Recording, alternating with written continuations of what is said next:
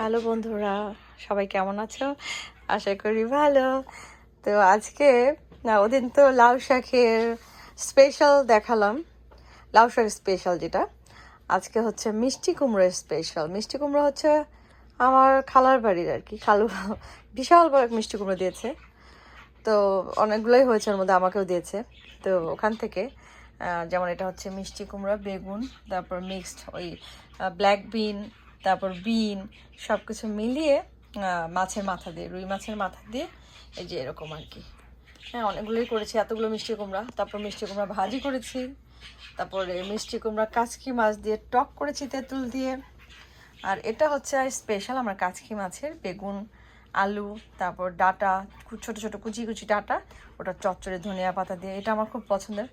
যারা যারা কাচকি মাছ লাভার আছেন তাদেরও আশা করি ভালো লাগবে এটা। তো আজকে হচ্ছে আমার এই রান্না। তো কার কার ভালো লাগলো জানাবেন। টাটা।